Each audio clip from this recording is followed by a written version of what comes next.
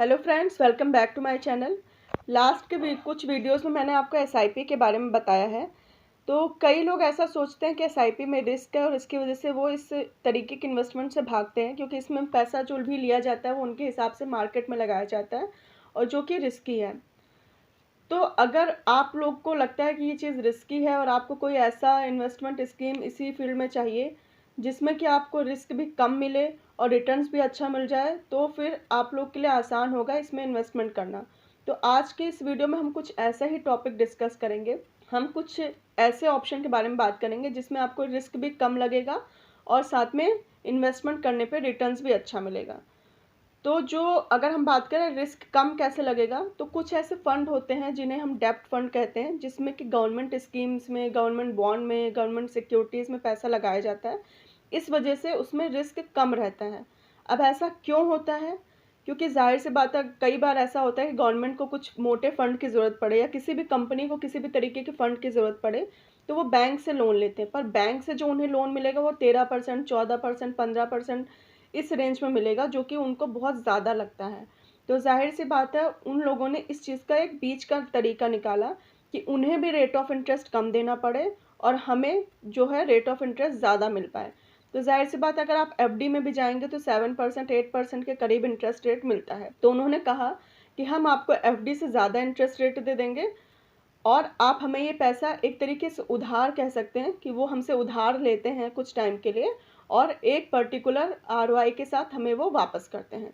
हमें एक लेटर मिल जाता है जिसमें ये चीज़ लिखी हुई होती है कि वो इतने इंटरेस्ट रेट के साथ हमें वो अमाउंट वापस करेंगे। तो जाहिर सी बात है, सारी चीज़ अगर रिटर्न में है तो किसी भी तरीके का रिस्क नहीं होता है और एफडी से ऊपर ही है, तो जाहिर सी बात है बाकी के इन्वेस्टमेंट से ज़्यादा ही बेनिफिट हमें मिलेगा।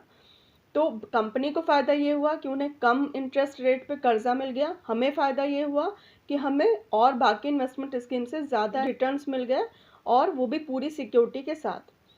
ये हुआ एक फंड। अब दूसरा फंड रिटर्न्स की अगर बात करें, यानी कि इक्विटी फंड, तो उसमें पैसा लेकर के मार्केट में लगाया जाता है, तो इस वजह से रिटर्न्स ज़्यादा मिलते हैं और उसमें रिस्क भी होता है, जिससे लोग अक्सर भागते हैं। तो अगर कोई ऐसा फंड मिल जाए जिसमें ये दोनों क्वालिटीज़ हों, मतलब डेब्ट की सिक्योरिटी भी हो और इक्विटी फंड के रिटर्न भी हों, तो वो सभी के लिए बेटर रहेगा। तो अगर आप इस तरीके के किसी ऑप्शन की बात करें, तो इस तरीके के फंड होते हैं जिन्हें हाइब्रिड फंड भी कहा जाता है। हाइब्रिड फंड की क्वालिटी ही यही होती है कि वो डेब्ट फंड और इक्विटी फंड को मिलाकर बनाए जाते हैं। मतलब कि उसमें कुछ परसेंटेज होता है जो डेब्ट फंड में लगाया जाता है और कुछ परसेंटेज होता है जो इक्विटी फंड में लगाया जाता है। तो इस वजह से ये थोड़े सिक्योर कहे जाते हैं। अब हाइब्रिड फंड उस तरीके के भी होते हैं जिसमें परसेंटेज फिक्स होती है कि 25% इसमें लगाया जाएगा, 75 इसमें लगाया जाएगा, 90 इसमें लगाया जाएगा, 10 इसमें लगाया जाएगा। इस तरीके के फंड्स भी होते हैं। पर आजकल मार्केट में नए फंड आए हैं जिन्हें डायनेमिक हाइब्रिड फंड कहा जाता है, जो मेरे हिसाब से बेटर ऑप्शन है अगर आप सिक्योरिटी भी देख रहे हैं और अच्छा रिटर्न भी चाहते हैं। क्योंकि इसमें होता क्या है कि टाइम टू टाइम फंड्स को स्विच किया जाता है, फंड्स को शफल किया जाता है।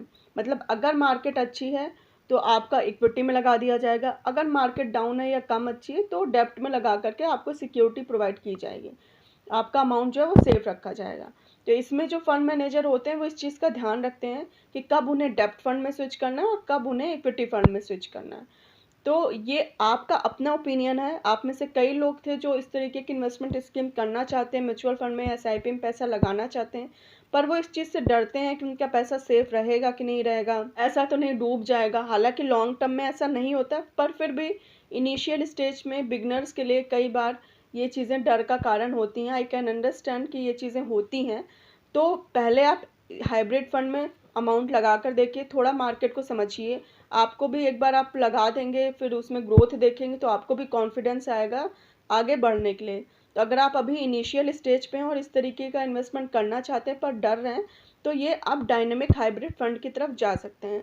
इस फंड में आपको डेब्ट फंड की सिक्योरिटी भी मिलेगी और इक्विटी फंड के हिसाब से अच्छा रिटर्न भी मिलेगा। और डायनेमिक है तो आपको ये भी चिंता करने की ज़रूरत नहीं कि अरे अभी मार्केट अच्छा है पर मुझे अच्छा रिटर्न नहीं मिल पा रहा है, या कि ये भी चिंता करने की ज़रूरत नहीं अभी मार्केट ख़राब है तो मेरा पैसा डूब जाएगा। वो फंड मैनेजर इस चीज़ के लिए, उनके पास हमसे कहीं बेहतर नॉलेज होती है, वो यही सारे काम के लिए ही अपॉइंट किए गए होते हैं। तो वो आपको इस तरीके से डरने की ज़रूरत नहीं है। आई होप आपको ये चीज़ें समझ में आई होंगी और ये फंड आपको अच्छा ऑप्शन लगा होगा। अगर आपको वीडियो पसंद आया और मेरी तरफ से दी गई जानकारी अच्छी लगी हो तो इस वीडियो को लाइक करिए, चैनल को सब्सक्राइब करिए, ताकि आगे भी मैं इसी तरीके की वीडियोस लाती रहूं और आपको जानकारी देती रहूं।